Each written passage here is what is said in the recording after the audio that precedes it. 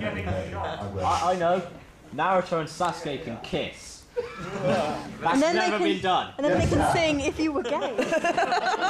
Oh no, you've made Matt walk out. I'm proud of yourself. Keith, this is from the man who's always learning his lines the night before. Who said that? Fighting words which I would refute if they weren't so horribly, horribly true.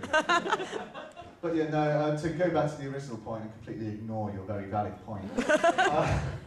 Practice, practice, practice, and for the love of God, when I'm going on stage is a really, really nerve-wracking experience. So even everybody has seen Nat go on stage and they're sitting there thinking, my God, you are a huge pile of shit. But at the end of the day, they have gone on stage and it is the most terrifying thing you can do. You are standing there in front of minimum hundreds of people just sitting there watching at you. So as much as I would like to mock people who go on and do it, well, I do mock people.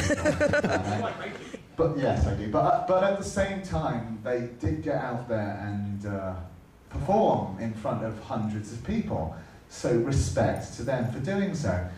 But my other point is never ever go on stage drunk, because that will. I can appreciate Dutch courage, but if you get too off your face, it will all go horribly wrong. It's all that. This is a pretty hypocritical comment. I'm glad you said it. The last two things I've been involved in, I've actually been stone cold sober, but prior to that, I'm usually blitzed out of my tiny mind. But it is not something I would recommend, because seriously, it will all end. You may think you're... Yes, sorry, man with hand up. Can I also add that in the name of Satan's fetid foreskin, if they have a scheduled rehearsal time, go to it. That is a good point. If there is a rehearsal, go to it. That's the last couple of years, cons have tightened up. If you don't attend the rehearsal, they don't let you into the main performance. We had somebody try and do it last year, at least one person. Which con was that? That was Annie. Oh. There was at least one person that didn't show up. Cheeky bitch. But yeah, go to the rehearsal. But, as I said, a bit of Dutch courage can be useful, but keep it to a minimum, because if you may think you're funny when you're drunk, but you are really not. So I should probably make sure that I cancel that bottle of whiskey back for me and Matt on Sunday Night Live. Yeah, okay, go. But yeah, that's a good point. Anna's got a question. How do you deal with stage fright? How do you deal with... So, stage... That's a really, really good question. The way I've never had stage fright. It's a case of I'm really lucky. My dad was a performer, and I've always been in shows when I was a kid. And I think Matt's very much the same as me. It's kind of a case of I've never had it, but I've helped a lot of people with it. And it's really just a case of remembering that at the end of the day, it's like he said, you are doing something that nobody else in that audience had the guts to do. And you've got to be proud of that. You have absolutely got to have pride when you go on that stage to say, no, I've got up here, you fuckers, so don't you dare fucking laugh at me or whatever, because I'm awesome. And it is just about coming on there with that confidence and saying, even if you fuck up, it doesn't matter, because you can still make it enjoyable for them. The amount of times when I've done a show and everything and anything has gone wrong, the worst possible stuff you can imagine has gone wrong. I was in a pantomime once, my costume fell apart and I was left in my pants. When you're 15 and all of your school is there, that's not that funny to you at the time. But you've got to remember, everybody laughed, and I just acted like it was meant to happen. And I did that, and everybody was like, wow, that was awesome, it was so funny. Nobody was laughing at me in that sense of like, ha ha ha, they thought it was part of it. And if you do that, you can generally get through anything. Oh. I've been doing a lot of theater, and I've been on stage many times in my past, and I'm not going to lie to you, I still to this day get a little bit of butterflies before stepping on stage. It's just part of the nature. What really comes with experience is realizing that most of the people in the audience out there want to see you succeed. And they're lending you that energy, and they're out there, and they want you to do good, they want you to be entertaining, they want you to do a great job. And you have to kind of utilize that. You know they want to see this, and you kind of have to harness that nervous energy in a way. Push yourself forward, as opposed to letting it cage you in, as opposed to using that as a means of getting scared and crumbling for it. Use it to drive you, like you would when adrenaline's pumping through your system, or you make a near miss with a car accident, all of a sudden you're like really awake and alive for the next 10 minutes. Let that push you forward and just go with it, and know that you're having a good time, they're having a good time, and you know what? Who the fuck cares? You're on stage at Anime Masquerade, dressed as a character from your favorite cartoon series. You'll be fine. Got some questions there. I was just going to say really, really quick thing before we go on. We've got some questions at the end, and we're kind of getting out of time, so I was just going to wait until the end. come to the performance workshop that I'm doing tomorrow. I know it's a shameless plug, but one of the things I am going to go over is the case of like learning to just have fun with performance. And it doesn't matter who's around, it's learning to let go of the dignity and the worries and the fear that sort of stop you from being what you want to do and having a laugh. What's dignity? So, what's that? What's dignity? Exactly, that's how you need to be. What is dignity? You know, you can't have it. But yeah, sure. But just remember, so if you've got any worries about stage fright, just come on tomorrow. 12 o'clock. It's gonna be fun. So. Slightly weird tip, but it's easier to perform in front of people if you're wearing a mask. It sounds like it's an odd thing, but a lot of people find it really hard to perform as themselves if you've got your whole head covered. Suddenly it frees you up. Well, So if you've really got bad stage fright, that can help. a fun thing to remember is depending on the stage lighting scenario, when you're on stage, you can't see anything. The lights are in your face, you know, and you're focusing on the skit. For the most part, it's just a black void in front of you. So unless you're really consciously trying to psych yourself out, for the most part, you won't even notice that people are there.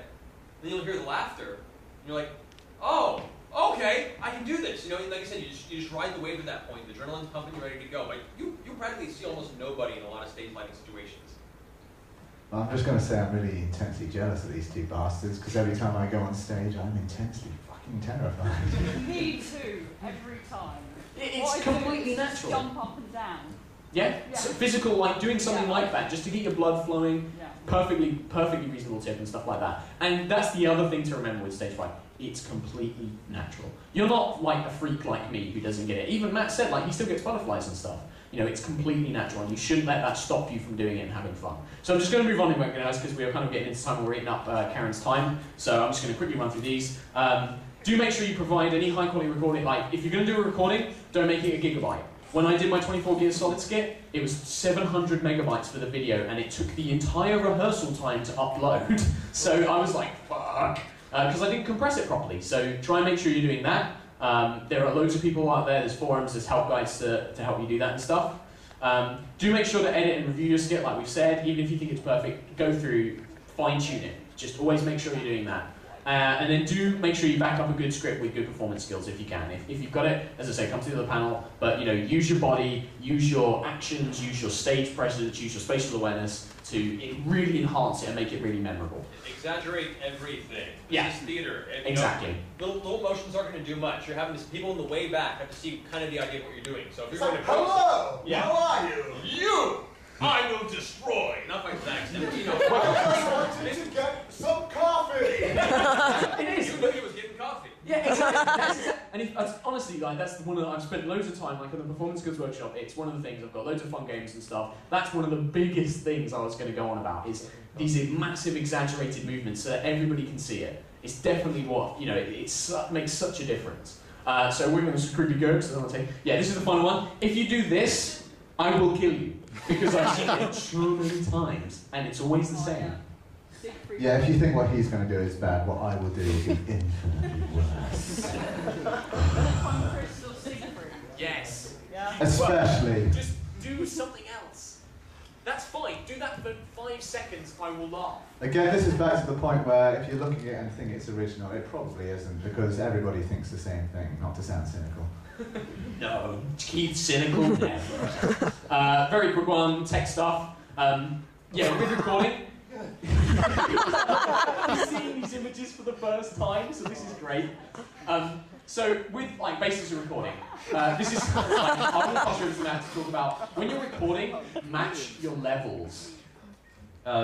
Most audio software, you'll see the little wave thing that shows how loud and how soft things are.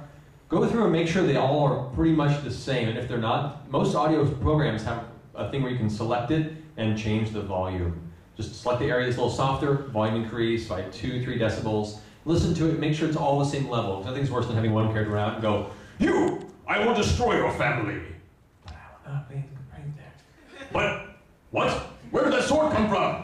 All this time I was going to come and destroy your family. So you have to make sure they match, because the tech guys will try and adjust the volume, and all of a sudden the other voice will come back and blow out the speakers, or they'll miss half the skit for it. Part of that's recording, and part of that is just fixing it in post. And it's a lot easier than you think. You can do Google searches for how to fix audio levels and stuff like that. It's really simple. You just have to take a little bit of time to look into it.